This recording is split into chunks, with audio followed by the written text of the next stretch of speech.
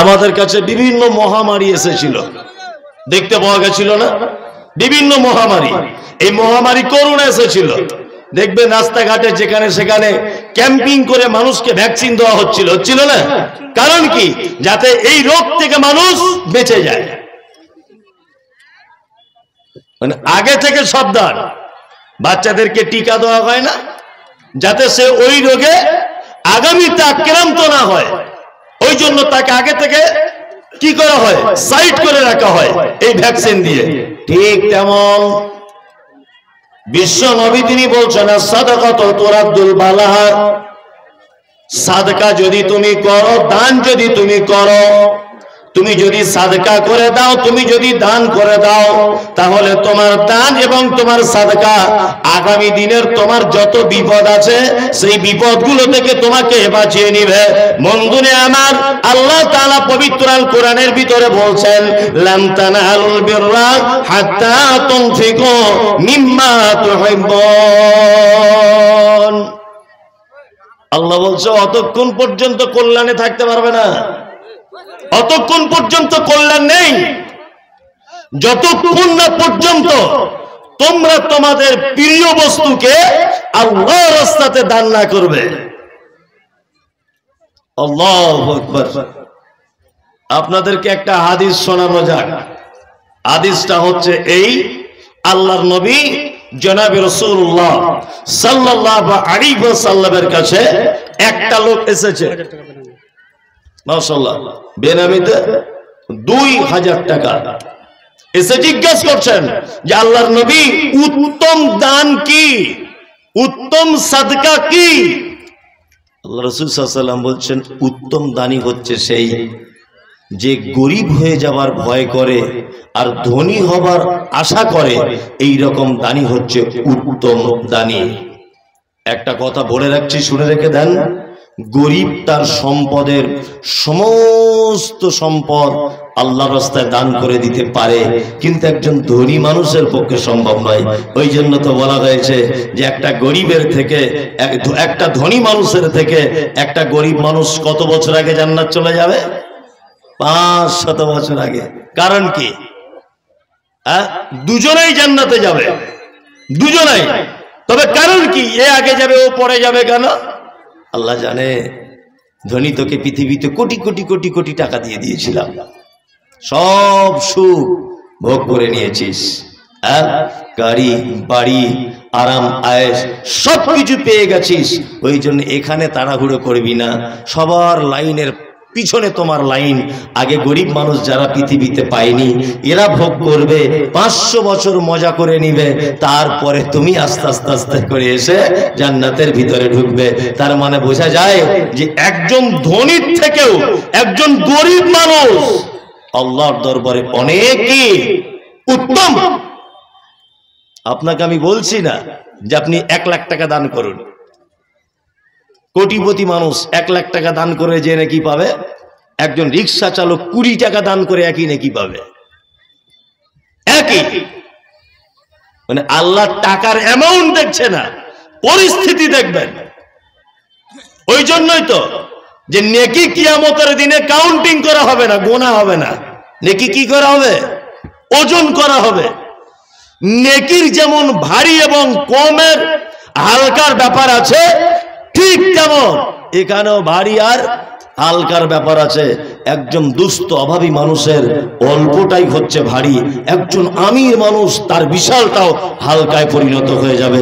বন্ধু যারা আপনারা এখানে বসে আছেন, আপনাদেরকে একটা চমৎকার হাদিস বলছি।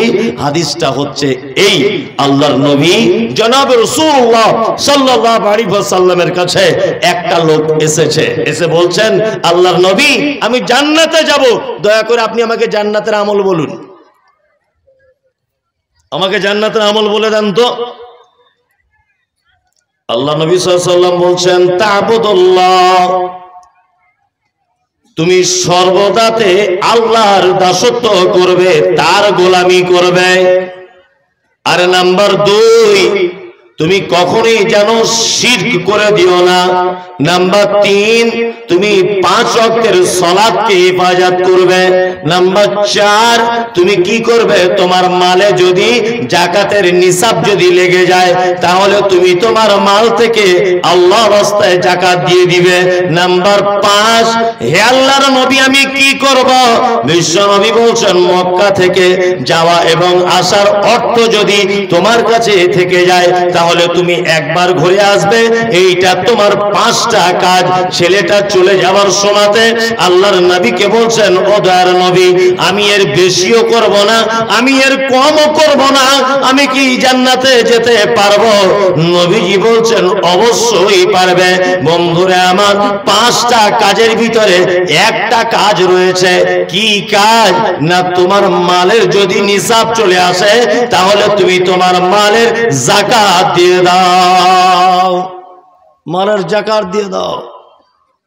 একজন ধনী মানুষ, আল্লাহ তাকে অনেক মাল দিয়েছে, অনেক মাল, যাকাত দেয় না, অথচ বিভিন্ন জলসাতে মাদ্রাসাতে এসে কি করে? দান করে। করে না? করে। কারণ এই সমস্ত জায়গায় দান করলে অনেক মানুষ জানতে পারবে, একটা নিজের ভালো লাগবে যে আমি এত টাকা দিয়েছি, তাই না? এইরকম মনে থাকলে থাকতে পারে, কিন্তু যাকাতের সময় তার মাইক ব্যবহার হয় না। ওটা রমজান মাসে বাড়িতে বসে বসে দুস্থ মানুষদের মাঝখানে বিলি বন্টন করতে হয়, কেউ দেখতেও যায় না তেমন ভাবে। যাকাত দেওয়াটা খুব ইমানদারির ব্যাপার, কারণ কেউ লোকজন জানাজানি হয় না। কিন্তু এখন যদি এইখানে আমি 1 লক্ষ টাকা দান করি, এলাকার সব মানুষ জানতে পেরে যাবে যে মমতাজুল ইসলাম 1 লক্ষ টাকার দানি। এটা খুব বাহাদুরি কাজ, তাই না? নিজেকে মনে হয়, কিন্তু আদৌ এটা বাহাদুরি নয়। বাহাদুরি তুমি তোমার মালের যাকাত দিয়ে দাও। যাকাত দেওয়ার পরে যদি জলসাতে কিছু দান করো তাহলে এই দানের বিনিময়ে তোমার থাকার জায়গা জান্নাত।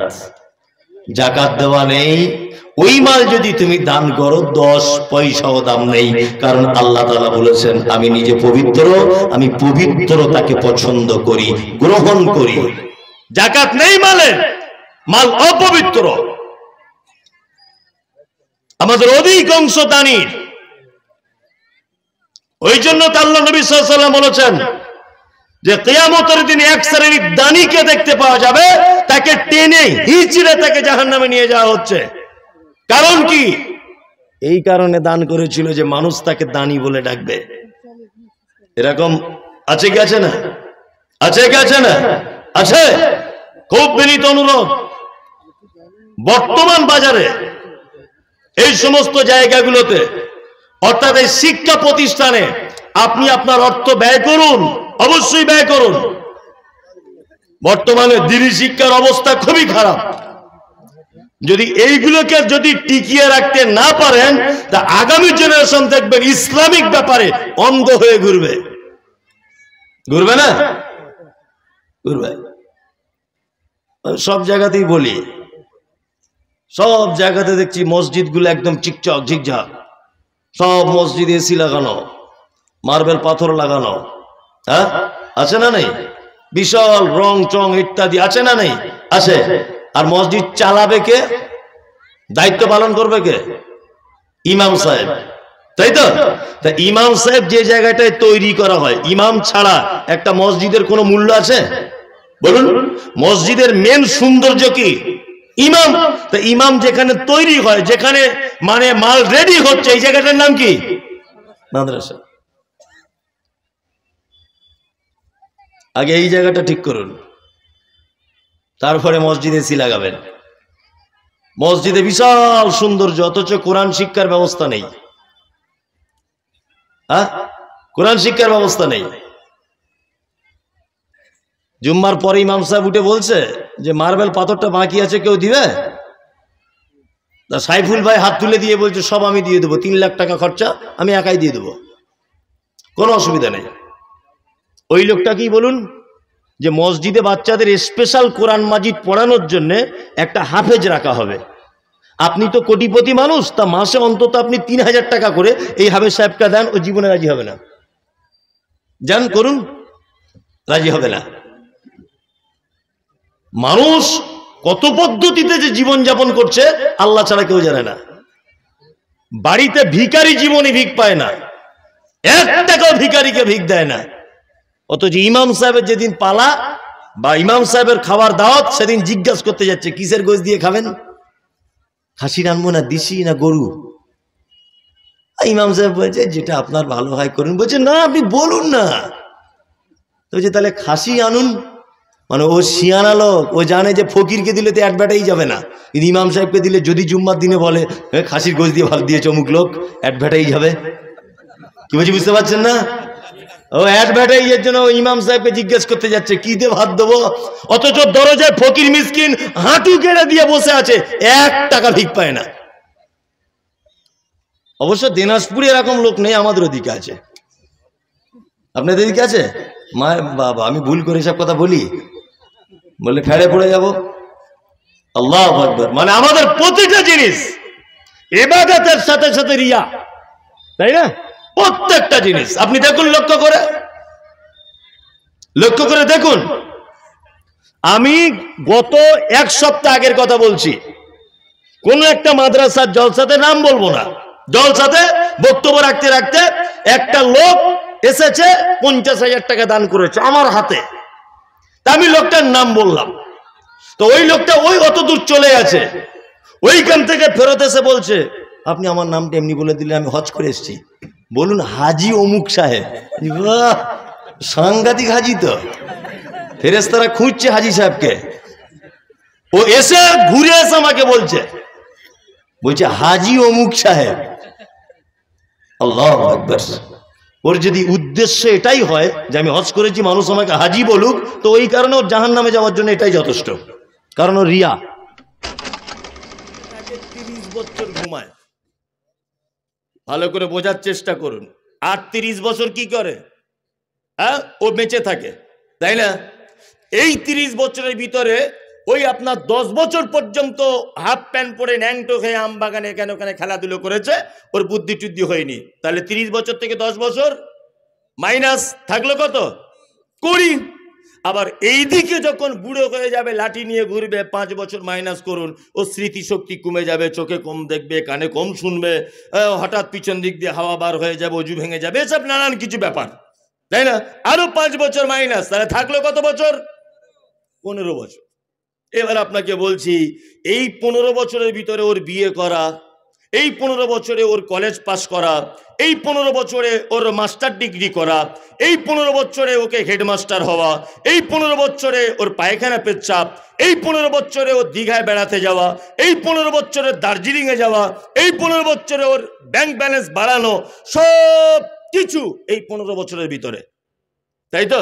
তাহলে একটা মানুষ নিট, একেবারে নিট ফল কত? 15 বছর।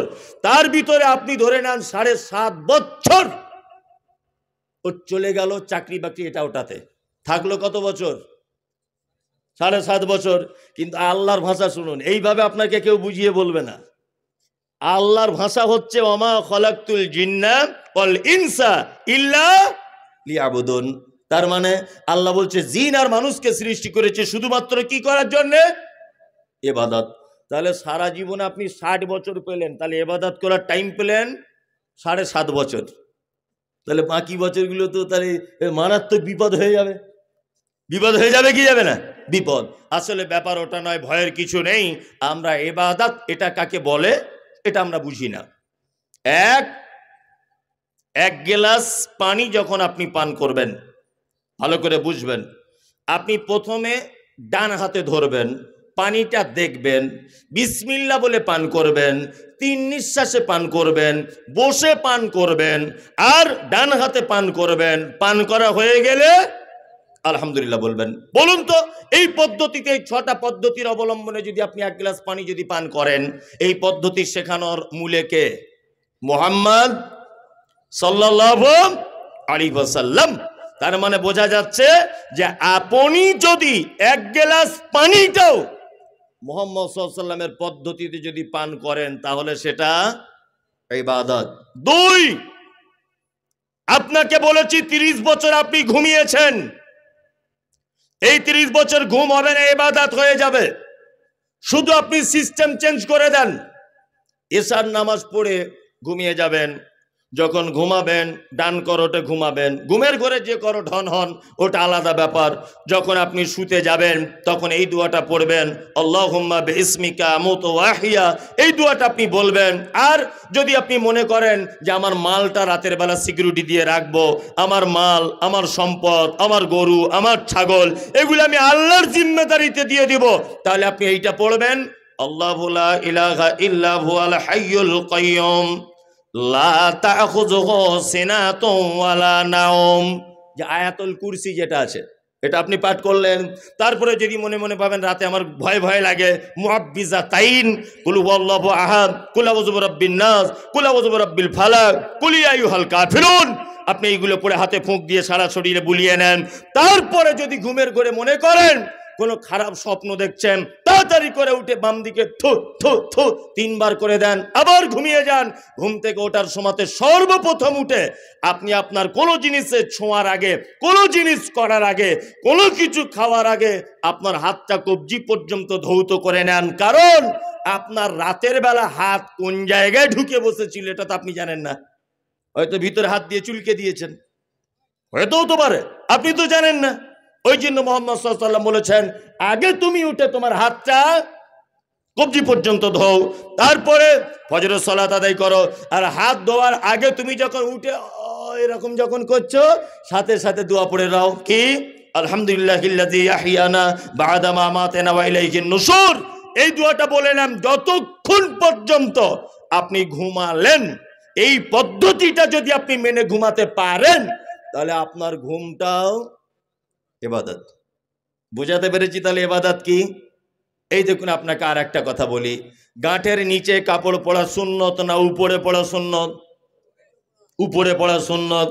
আপনি কালকে যখন দর্জির কাছে প্যান্ট কাটতে যাবেন তখন আপনি দর্জিকে বলবেন যে দর্জি ভাই গাঁটের অন্তত 2-3 আঙ্গুল উপরে আমার প্যান্টটা রাখবে।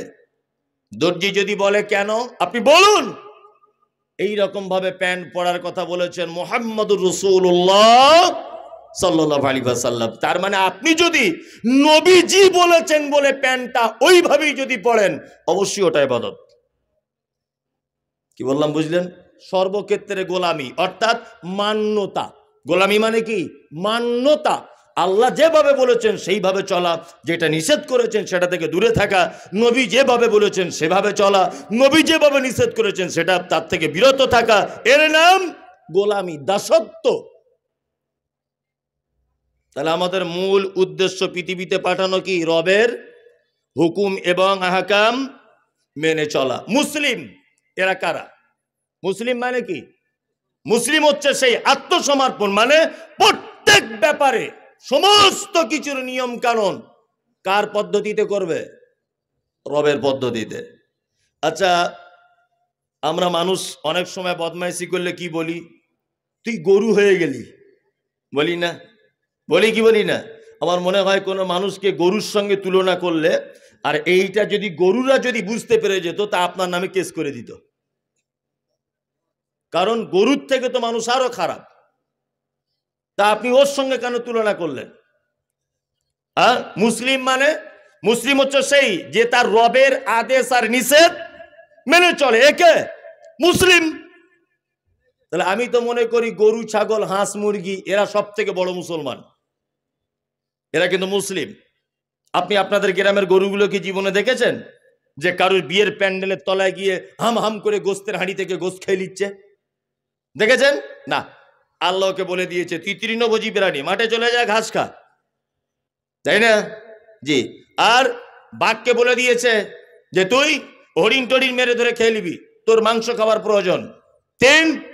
আপনি কোনোদিন দেখেছেন যে আপনাদের পাড়ার কুকুরগুলো সব একজোট হয়ে ওই বেগুনের জমিতে গিয়ে সব বেগুন খেয়ে নিচ্ছে? ও খেতে পাবে না, মরে যাবে, তবু আপনার ফল খেতে যাবে না। কারণ আল্লাহ ওকে এই জন্য পাঠিয়েছে পৃথিবীতে, মানুষ যেটা নষ্ট করবে, দুর্গন্ধ হবে, ওটা তুই চ্যাট করে মেরে দিবি। ভালো করে বুঝবেন। তার মানে বোঝা যায় পৃথিবীতে অন্যান্য প্রাণীদের যা সিস্টেম উপর থেকে তাদেরকে দেওয়া হয়েছে তার বাইরে তারা চলতে পারে না। শুধু রবের আইন অমান্য করে পৃথিবীতে একটা প্রাণী, তার নাম মানুষ। সুন্দরবনে কোনো থানা আছে যে বাগে বাগে মারামারি হয়, থানায় কেস করতে হয় না? সমুদ্রের তলাতে আছে জেলখানা, যে নীলতিমি মাছ আর পুঁটি মাছ মারামারি করেছে নিয়ে জেলখানায় ভর্তি আছে নীলতিমি 4 মাস? ব্যাপার আছে না? এই জেলখানা, পুলিশ প্রশাসন এসব কি থাকতো যদি মানুষ এইটা যদি মেনে চলতো? থাকতো না। তার মানে বোঝা যায় রব আমাদেরকে পৃথিবীতে পাঠিয়েছেন এই কারণে যে তারা শুধুমাত্র আমার গোলামি করবে, ইবাদত করবে। আর একটা কথা বলি, শুধু যে ইবাদত করবে এটা 100%, কিন্তু আমাদেরকে আর একটা জায়গা ভুলে গেলে হবে না। বলুন তো, পৃথিবীতে মানুষের সংখ্যা বেশি না অন্যান্য প্রাণীদের সংখ্যা বেশি? একজন বলছে মানুষের সংখ্যা বেশি, যা বুঝে আর কি তাই বলেছে, মানুষের সংখ্যা বেশি। আপনার বউকে বলবেন কাল সকালবেলা যে 4টা চিনির দানা ওই আমাদের বিছানার চাদরের পাশে ফেলে দাও, দেখবেন 4000 পিপিলিকা ছোটাছুটি করছে, তাই না? আপনার বাড়িতে 4 জন থাকেন, মশারি টাঙিয়ে ঘুমান না? মশারি নিশ্চয়ই 4টে নয়, মশা নিশ্চয়ই 4টে নয়, কিন্তু মশারি 4 জনাই টাঙান, তার মানে হাজার হাজার মশা আপনার বাড়ি ভর্তি, তাই না? আচ্ছা বলুন, মানুষ ছাড়া পৃথিবীর অন্যান্য যত প্রাণী আছে সব প্রাণী আল্লাহর ইবাদত বন্দেগী করে কি করে না? ইউসাব্বিহু লিল্লাহি মা ফিস সামাওয়াতি ওয়া মা ফিল আরদ। আসমান জমিন জলস্থলে পাহাড় পর্বতে যে যেখানে যে অবস্থায় যেভাবে আছে তারা সবাই আল্লাহকে ডাকে। আমরা হয়তো ভাবি শিয়াল হুক্কা হু বলছে মানে হয়তো কানছে না, এমনও হতে পারে ও হুক্কা হু মানে আল্লাহকে ডাকছে। মোরগ ভোরবেলাতে কুহু কুহু করে ডাকে, আমরা হয়তো ভাবি তার খিদা পেয়েছে না, হতে পারে সে তার ভাষাতে আমার আল্লাহকে ডাকছে। আপনার অন্যান্য গরু হুম্বা বলে ডাকছে ভোরবেলাতে, আমরা মনে করি মনে হয় খিদার জ্বালায় ডাকে, তা নয়। হয়তো এরকম হতে পারে সে তার রবকে নিজের ভাষাতে ডাকছে। আল্লাহ বলছেন ইউসাব্বিহু লিল্লাহি মা ফিস সামাওয়াতি ওয়া মা ফিল আরদ। সারা পৃথিবীতে জমিনে আসমানে পাহাড় পর্বতে যেখানে যেভাবে যারা আছে তারা সবাই আমাকে ডাকে। ডাকে কি ডাকে না? ডাকে। ফেরেশতারা আল্লাহকে ডাকে।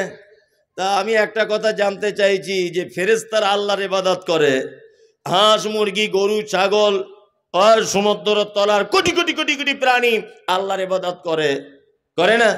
এতেও আল্লাহর মনোভূত হলো না। আমার আপনার মতো এই যে চোর গুন্ডা 2 নম্বরই পরে টাকা মেরে খাওয়া এইসব লোকগুলোকে পাঠানো হলো কেন? ওরা তো 24 ঘন্টা ইবাদত করছে, তা আমাদের পাঠানো হলো কেন? আসলে আমাদের দ্বারাতে আমার রব যে কাজটা করবেন এই কাজ পৃথিবীর অন্য কোনো প্রাণীর পক্ষে সম্ভব নয়। আল্লাহ তাআলা পবিত্র আল কোরআনে বলেন লিইযহিরাহু আলাদ দীনি কুল্লি, পৃথিবীতে মানুষকে পাঠানোর দ্বিতীয় উদ্দেশ্য হচ্ছে এই, সারা পৃথিবীর সমস্ত মতদর্শ, সমস্ত নিয়ম কানুন, সমস্ত পদ্ধতি, সমস্ত বিধান, তার থেকে কোরআনের বিধান শ্রেষ্ঠ, আমার ইসলাম শ্রেষ্ঠ, এইটা প্রমাণ করার জন্য বান্দা পৃথিবীতে তোমাদেরকে পাঠানো হয়েছে। যেটা গরুর পক্ষে সম্ভব নয়, ছাগলের পক্ষে সম্ভব নয়, হাঁস মুরগির পক্ষে সম্ভব নয়। তাহলে আমাদেরকে পাঠানো হয়েছে কি? সারা পৃথিবীর সমস্ত নিয়ম কানুন পদ্ধতির থেকে ইসলাম শ্রেষ্ঠ এইটা প্রমাণ করার জন্যে পৃথিবীতে মানুষকে পাঠানো হয়েছে। এইবার আপনাকে একটা কথা বলি, আচ্ছা ইসলাম কি সত্যি শ্রেষ্ঠ? ইসলাম শ্রেষ্ঠ নয়? ইসলাম যে কত শ্রেষ্ঠ সত্যি আপনি অবাক হবেন। আমি একটা তথ্য আপনাদেরকে দিচ্ছি, শুনে রেখে দেন। এক, মানে এগুলো যখন পড়ি আর কি তখন অবাক হই, ইসলাম কত সাবলীল, কত সত্য, কত চিরন্তন একটি জীবন ব্যবস্থা এবং কত বিজ্ঞানসম্মত। আল্লাহ নবী সাল্লাল্লাহু আলাইহি ওয়াসাল্লাম বলেছেন গাঁটের উপরে কাপড় পরো, বলেছেন না? হ্যাঁ, চিকিৎসা বিজ্ঞানীরা বলছেন মানুষের গাঁটের এই জায়গাটায় এক রকমের একটা হরমোন জমা হয় তার শরীরের।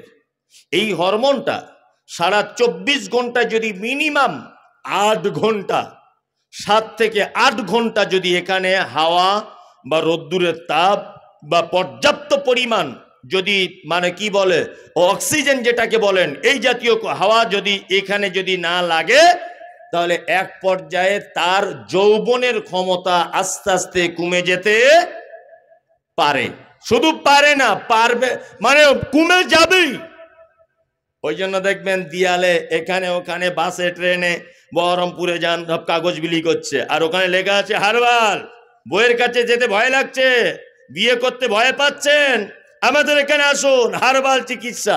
যত হারবাল চিকিৎসা আমদানি জমেছে সব গাঁটের নিচে কাপড় পড়ার কারণে। কি বললাম বুঝলেন? 2, দাঁড়িয়ে পানি পান করা সুন্নত না বসে? এসব তত্ত্ব শুনলে আপনি অবাক হবেন, আর যদি অবাক না হন তাহলে মনে নিতে হবে যে আপনার ভাঁড়ে কিছু নেই। এই দেখুন, এদিকে ফিরুন। বলছে মানুষ যদি দাঁড়িয়ে যদি পানি পান করে, আমাদের পানি যখন আমরা পান করি, পানিটা ডাইরেক্ট পৌঁছানোর আগে এই জায়গাটা আল্লাহ সুবহানাহু ওয়া তাআলা একটা ছাঁকুনির মতো রেখে দিয়েছেন। ছাঁকুনি বোঝেন? চাটা ছাঁকে, চা ছাঁকা ছাঁকুনি, ঠিক ওই রকম ছাঁকুনি। একটা মানুষ যখন দাঁড়িয়ে থাকে তার ছাঁকনিটা এইভাবে থাকে, এই ভালো করে বুঝবেন। আর একটা মানুষ যখন বসবে তখন ছাঁকনিটা আস্তে আস্তে আস্তে আস্তে এই সিস্টেমে খুলে যাবে। এটা বিজ্ঞান বলছে, এই সিস্টেমে আস্তে আস্তে খুলে যাবে। একটা মানুষ যখন পানি পান করে তখন পানিটা ডাইরেক্ট ওর নলি থেকে গিয়ে ওই ছাঁকনিতে যায়, ওখান থেকে পানিটা ফিল্টার হয়ে তারপরে তার পাকস্থলীতে পৌঁছায়। মুহাম্মদ সাল্লাল্লাহু আলাইহি ওয়াসাল্লাম 1500 বছর আগে তিনি বলেছেন যে উম্মত বসে পানি পান করো। আজকে 2024 এটা প্রমাণ হচ্ছে যে বসে পানি পান করলে ডাইরেক্ট ছাঁকনিতে পানিটা গিয়ে পৌঁছায়, আর দাঁড়িয়ে পানি পান করলে ছাঁকনি খোলে না। এই জন্যে দাঁড়িয়ে পানি পান করলে অনেক সময়তে পানিটা ব্যাক লাইনে চলে যাবে। যেমন শিরা উপশিরা আছে সূক্ষ্ম, তার ভিতরে ঢুকে যেতে পারে, আর তার ভিতরে যদি পানি ঢুকে যায় কোনো ক্রমে, তাহলে এটা বিজ্ঞানের ভাষা তার প্যারালাইসিস হয়ে যেতে পারে। আর যদি ডাইরেক্ট পানিটা গিয়ে কিডনিতে হিট করে তাহলে তার কিডনি নষ্ট হয়ে যেতে পারে। ভালো করে বোঝার চেষ্টা করুন। তাহলে ইসলাম একটা সুন্দর জীবন ব্যবস্থা, একটা মানুষের বাঁচারও পর্যন্ত সমস্ত পদ্ধতি বলে দিয়েছেন। আল্লাহু আকবার। জীবন ব্যবস্থা নয়, আমাদের দেশের জীবন ব্যবস্থা আপনি অবাক হয়ে যাবেন। বীরভূম জেলার একটা ছেলে, বাড়ি তার এলেম বাজারে বাড়ি, কলকাতা যাওয়ার পথে তাকে ডানকুনি থেকে অ্যারেস্ট করেছে কলকাতা পুলিশ। অ্যারেস্ট করে পুলিশ ছিল এনআইএ, তদন্ত সহকারে ছেলেটাকে ধরা হলো। এলেম বাজারে মানুষ আছেন, ওনাকে জিজ্ঞাসা করুন ঘটনা সত্য কি মিথ্যা। এই ছেলেটা মোটামুটি 3 বছর পর জেলখানা থেকে ছাড়া পেল। তা আমি ছেলেটাকে জিজ্ঞাসা করলাম, তোমায় জেলখানাতে মারধর করা হতো? বলছে মৌলভী সাহেব মারধর মানে সাংঘাতিক মার। আমি বললাম 3 বছর পরে তুমি জামিন পেলে কেমন করে? বলছে 3 বছর পরে প্রমাণ হয়েছে আমি নির্দোষ। আমি এটা বলছি, এটা হচ্ছে পৃথিবীর জীবন ব্যবস্থা। একটা মানুষকে নির্দোষ প্রমাণ করতে টাইম লাগছে কত বছর? 3 বছর। তারপরে নির্দোষ হিসাবে প্রমাণ হচ্ছে। বলছে আমাকে ধরা হয়েছিল, আমার নাম রেজাউল। বাংলাদেশের একটা রেজাউল বলে ছেলে ইন্ডিয়ায় এসেছিল গোয়েন্দাগিরি করতে, কোনো একটা কাজের অপরাধের সঙ্গে যুক্ত ছিল, আর আমার নামও রেজাউল। তার ফটো দেখে আর আমাকেও একই রকমের দেখতে বলে ওই জন্যে আমাকে অ্যারেস্ট করা হয়েছে। 3 বছর এটা বুঝতে টাইম লাগলো যে এই ফটোটা এ নয়। কি বললাম বুঝলেন? অজস্র মানুষ আজও পর্যন্ত 10-20 বছর যাবত জেলখানাতে গিয়ে বসে আছে, তারা বাড়ির কোনো ঠিকানা নেই, খবর নেই, পয়সার কারণে তারা বার হতে পারছে না, অথচ তারা নির্দোষ। ইসলাম কেমন জীবন ব্যবস্থা দেখুন। ইসলামের পদ্ধতি কি? চোর যদি নারী হয়, চোর যদি পুরুষ হয়, তার কি করা লাগবে? পা কেটে দিতে হবে, তাই তো? কি হাত কাটতে হবে, তাই না? আচ্ছা বলুন তো, যদি কোনো লোকের হাত যদি কেটে দেওয়া হয়, তা সে চুরি করতে পারবে না? আমি না করতে পারি, আমি তো ওকে দিয়েও করাবো কি করবো না? আমি তো বুদ্ধি দিয়ে কাজ করবো কি করবো না? করবো।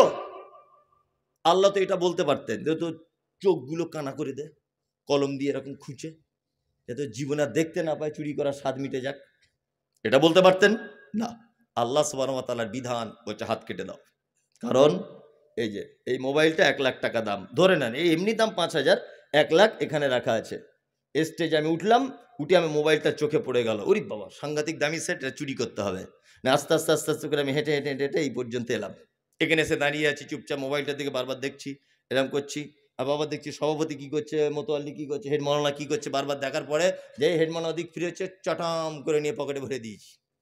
আচ্ছা বলুন তো, পকেটে ভরা পর্যন্ত সব থেকে আমার সহযোগিতা বেশি করেছে কে? হাত। আমার পা চুরি করার জন্য হেঁটে হেঁটে এসেছে, কিন্তু পকেটে ঢোকাতে পারিনি। পেরেছে? না। আমার চোখ দেখেছে কিন্তু পকেটে ঢোকাতে পারিনি। আমার পা হেঁটে এসেছে, মন বলেছে কিন্তু পকেটে ঢোকাতে পারিনি। ফাইনাল কাজ করেছে কে? হাত। ইসলাম বলেছে হাত হাত কেটে দাও, কারণ ফাইনাল কাজ যে করেছে সে অপরাধী।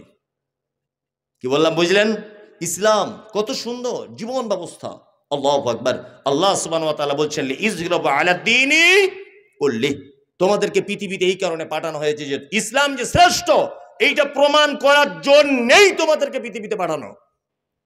এবার আপনাদেরকে একটা কথা বলছি, এক, আমাদের বর্তমান সারা ভারতবর্ষের যে অবস্থা, তাতে করে ইসলাম শ্রেষ্ঠ এটা প্রমাণ করা সহজ না কঠিন? কঠিন, তাই না? সহজ না কঠিন? কঠিন। মুহাম্মদ সাল্লাল্লাহু আলাইহি ওয়াসাল্লাম বলেছেন, তুমি যখন রাস্তা দিয়ে চলবে কোন দিকে চলো? ডান দিকে চলো। আমরা চলি কোন দিকে? বাম দিকে।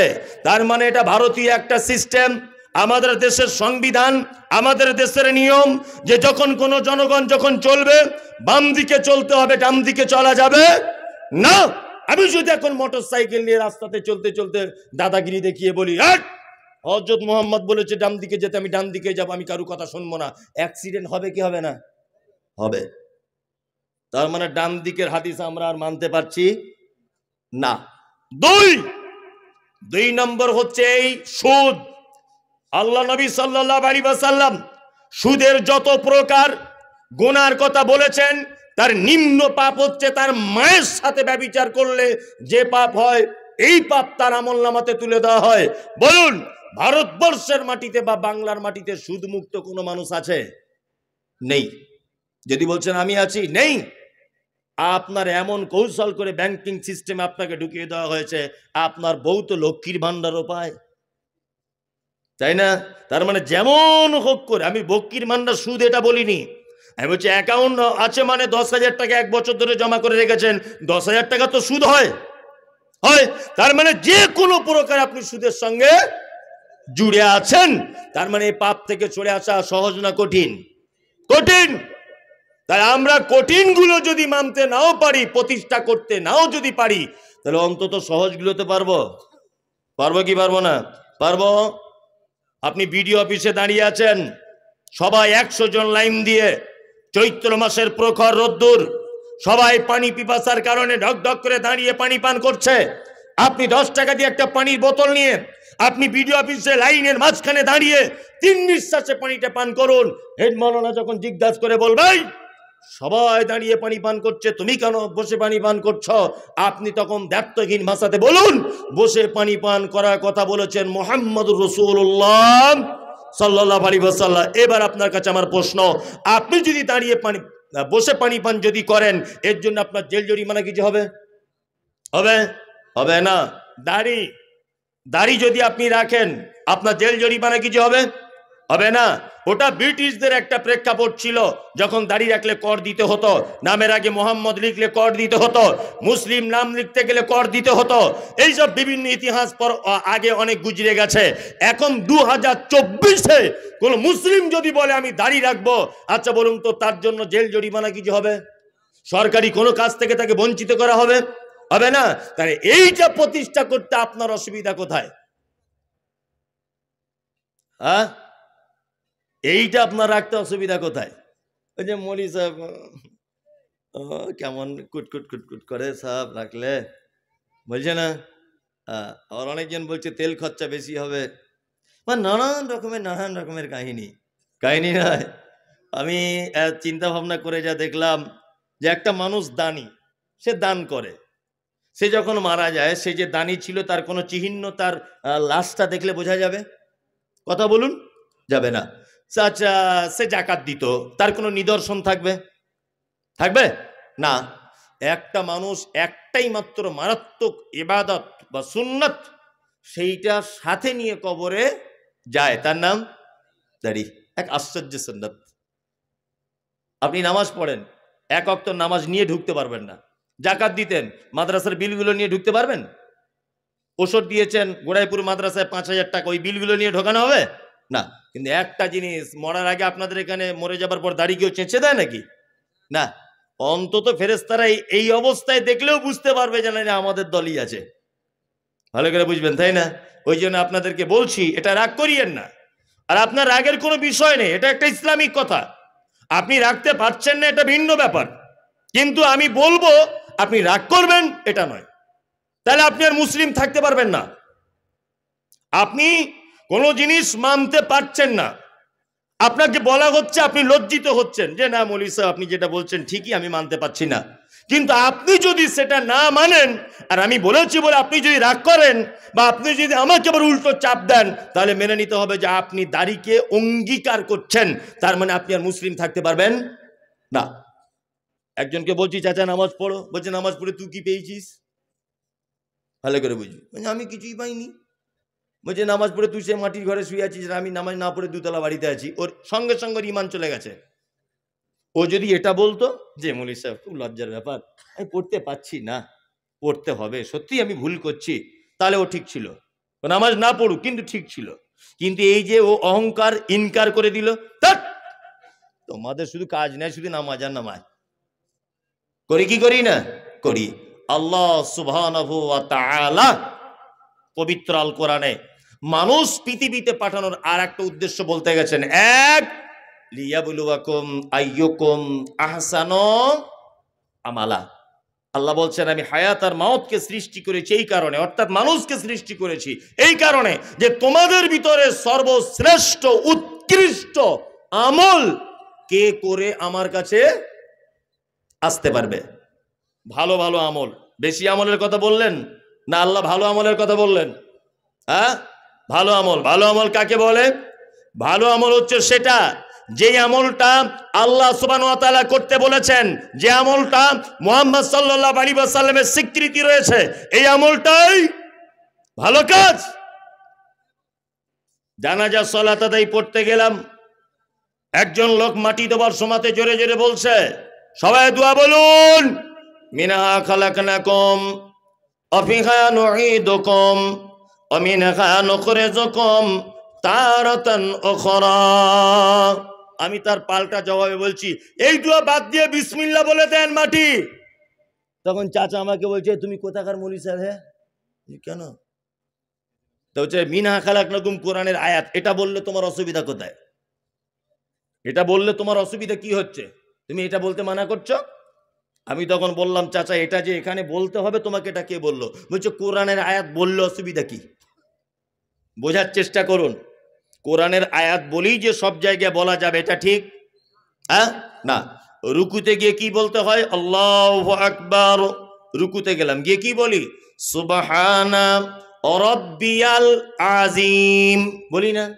তো ওইটা ওই জায়গায় যদি বলি ইন্না আ'তাইনাকাল কাউসার ফাসাল্লি লিরাব্বিকা ওয়ানহার ইন্না শানিয়াকা হুয়াল আবতার, নামাজ হবে না বাতিল? বাতিল। একই তো জিনিস, একই জিনিস নয়? একই তো। সুবহান রাব্বিয়াল আযীম, এর থেকে উত্তম কথা আমি বললাম না কোরআনের আয়াত। তার মানে বোঝা যাচ্ছে সব জায়গাতে সবটা ফিট করা যাবে না। উত্তম হচ্ছে সেইটা যেটা আল্লাহর আদেশ রয়েছে আর মুহাম্মদ সাল্লাল্লাহু আলাইহি ওয়াসাল্লামের আদেশ রয়েছে, এটা উত্তম। বড় বড় আলেমরা বসে আছেন স্টেজে, আমাদের নবী মুহাম্মদ সাল্লাল্লাহু আলাইহি ওয়াসাল্লাম তিনি বলছেন, কোন মানুষ যখন মৃত্যুর অবস্থায় থাকে, সে যখন একদম অন্তিম শয্যায় পৌঁছে যায়, তখন তোমরা বলো লা ইলাহা ইল্লাল্লাহ। তোমাদের বলাতে যদি ওই লোকটা একবার বলে দেয় লা ইলাহা ইল্লাল্লাহ, তাহলে নবীজি বলছেন ওই লোকটা যাবে কোথায়? জান্নাতে। তবে ওকে বলার আদেশ করতে পারবেন না যে ভাই বলো লা ইলাহা ইল্লাল্লাহ, ভাই বলো লা ইলাহা ইল্লাল্লাহ, না।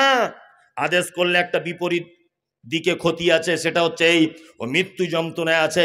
আপনি যদি তাকে প্রেসার করেন, ও অস্বীকার করে দিতে পারে, ও গাল দিয়ে দিতে পারে, ও অসহ্য যন্ত্রণায় উল্টো পাল্টা কিছু বলে দিতে পারে। এই কারণে আপনার উচিত হবে আপনি নিজে বলবেন লা ইলাহা ইল্লাল্লাহ। আপনার ভাই যদি ওটা শুনে যদি বলে লা ইলাহা ইল্লাল্লাহ, তাহলে অবশ্যই ওর থাকার জায়গা জান্নাত। আপনার আব্বা এইরকম মুহূর্তে রয়েছে, আপনি চলে গেলেন কোন মাদ্রাসায়, গিয়ে কারি সাহেবকে ডেকে বলছেন, কারি সাহেব তাড়াতাড়ি করে আসুন, আমার আব্বা যায় ভাব। কারি সাহেব বলছে আমার অন্য জায়গায় দাওয়াত আছে, আমি 4টে ছেলে পাঠিয়ে দিচ্ছি। 4টে ছেলে পাঠিয়ে দেওয়া হয়েছে, 4জনা বড় বড় সাইজের কোরআন মাজিদ নিয়ে দুলে দুলে বলছে ইয়াসিনুল কোরআনিল হাকিম ইন্নাকা লামিনাল মুরসালিন। ফেরেশতারা একদম বাঁশ রেডি করে রেখে দিয়েছে। তুই কোথা পেলি ইয়াসিন? এখন ইয়াসিন এটা কোরআনের একটা সূরা, তাই না? এই মুহূর্তে এখানে পড়ার ব্যাপারে হযরত মুহাম্মদ সাল্লাল্লাহু আলাইহি ওয়াসাল্লামের কোনো আদেশ আছে? আছে। তার মানে এটা ভালো কাজ না খারাপ কাজ? অবশ্যই খারাপ কাজ। আমি আপনাদেরকে কয়েকটা ভালো কাজের আদেশ আল্লাহ নবী সাল্লাল্লাহু আলাইহি ওয়াসাল্লামের তরফ থেকে দিয়ে দিচ্ছি, আর কয়েকটা ভালো আমল করার জন্য বিনীত অনুরোধ করে দিচ্ছি। আমি জানি শীতকালীন রাত, আমি এসেই বুঝতে পেরেছি যে আমি যখন বক্তব্য দেবো তখন আর মানুষের ধৈর্য থাকবে না। যত দামির বক্তাই হোক না কেন, যত স্বাদের বক্তাই হোক, মানুষ শীতকালে ধৈর্যের বাইরে চলে গেলে আর থাকবে না। তারপরেও যারা আপনারা আছেন টুক টুক টুক টুক করে শুনে নেন, আমি 2-5টা কথা বলে দিই। এক, ভালো কাজ বলে দিচ্ছি, আমল করবে ইনশাআল্লাহ? হ্যাঁ ইনশাআল্লাহ আমল করবো তো ইনশাআল্লাহ। এক, আল্লাহ নবী সাল্লাল্লাহু আলাইহি ওয়াসাল্লাম বলেছেন হাক্কুল মুসলিমি আলাল মুসলিমি খামসিন রাদ্দুস সালাম। এক মুসলমান আর এক মুসলমানের উপরে 5টা হক। আর একটা রওয়ায়াতে এসেছে 6টা, তা আমি 5টারটা বলছি। এক, কোন মুসলিমের সঙ্গে দেখা হলে তুমি বলবে কি আসসালামু আলাইকুম। আচ্ছা, এইটা বলতে গিয়ে পয়সা খরচা হলো, অথচ 10টা নেকি পেয়ে গেলেন, তাই না? আমি শুনেছি আপনার ছেলে নাকি ইংলিশ মিডিয়ামে পড়ছে, আলহামদুলিল্লাহ ভালো জিনিস। ও ফটার ফটার করে ইংরাজি বলে, good morning, good evening, good afternoon বলে না? আপনার ছেলে যদি একদিনে good good good good good good good good করেই যদি যায়, 4 আনা নেকি হবে বলে মনে হয়? হবে না। আপনার ছেলে ইংলিশ মিডিয়ামে পড়ুক, এটা আমার আপত্তি নেই। আপনি অন্তত পক্ষে বাড়ি এলে বলবেন যে তোমার চাচার সঙ্গে দেখা